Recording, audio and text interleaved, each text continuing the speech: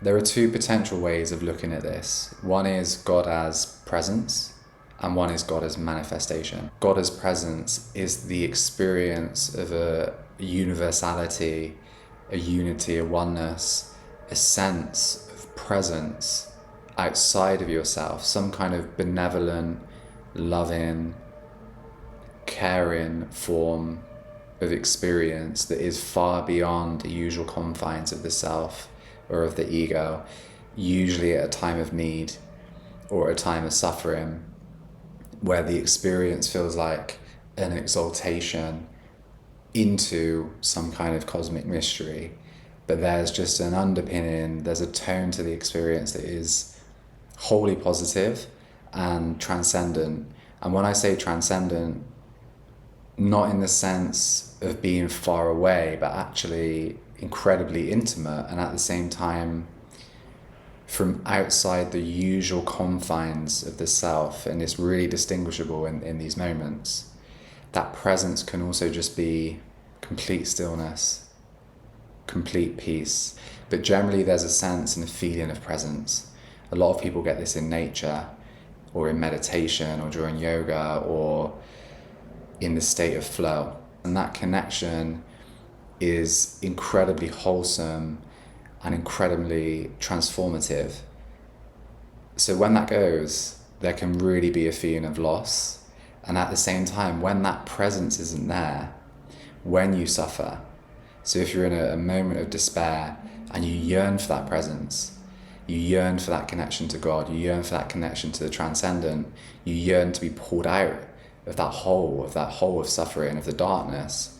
What happens when that doesn't come? What happens when you feel forsaken by God in really deep moments of despair and uncertainty and anxiety and panic even, and desperation, just wanting to feel this presence, wanting to feel pulled out of that hole, and apparently nothing arrives. There is no connection. And that can lead a feeling of, injustice. Why is it that God is not showing up for me right now? Why is it that God has disappeared and forsaken me? And that's where we move on to God as manifestation. So when we look at this ultimate paradox of God, it's that God is everything and in everything. And we're using language to describe this. So there's always going to be the risk of losing that meaning. And ultimately that meaning, that connection, that experience is only ever done immediately, subjectively, beyond the conceptual. Keep that in mind, as I'm not trying to claim that this is like a how-to guide or anything, but just to share some of my experiences. Understanding that universal presence is independent of, and this is my way of looking at it, independent of objects in the world, of events, of the world that we perceive with our senses.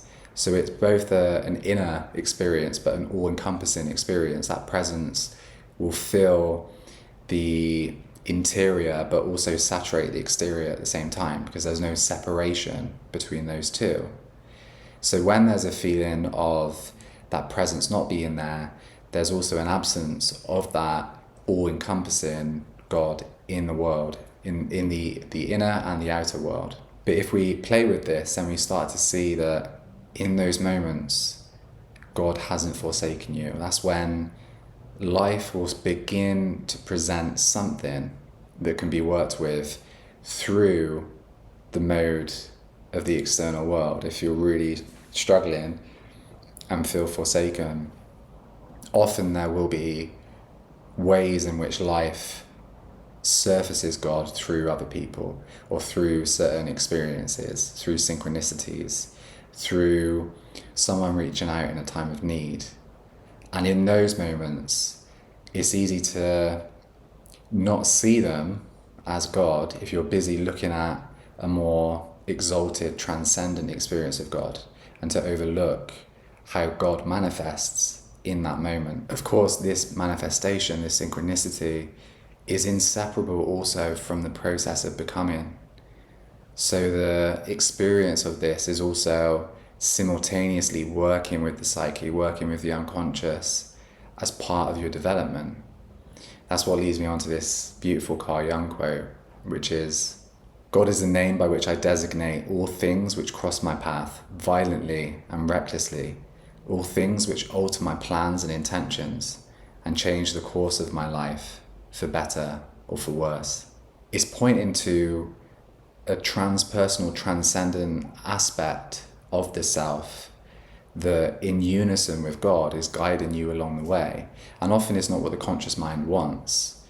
Often in those moments, the absence of that presence is what leads us to look outwardly for additional support or additional guidance. I'm also going to reference a parable that Joseph Campbell shared based in Hinduism, which also talks to this potential of focusing on the presence of God and the kind of transcendent aspect and forgetting to see God as the hero with 1,000 faces, to quote his book. So the story is about a young man who has the idea of becoming enlightened and being connected to God.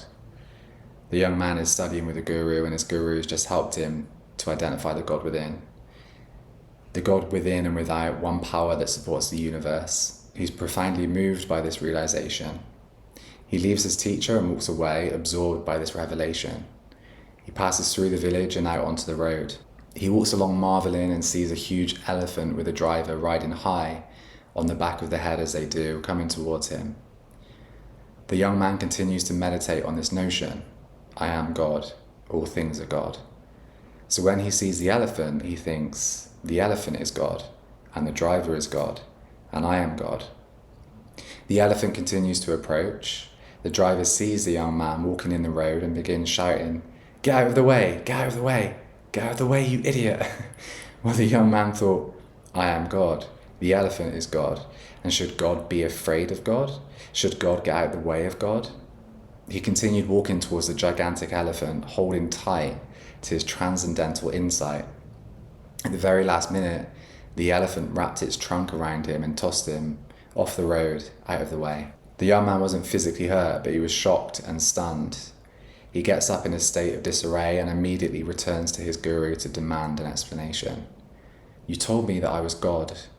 And the guru says, yes, you are God. You told me that all things are God. Yes, the guru said, all things are God. Then that elephant was God. Yes, it was, said the guru. The elephant was God. But why didn't you listen to the voice of God shouting from the elephant's head to get out of the way?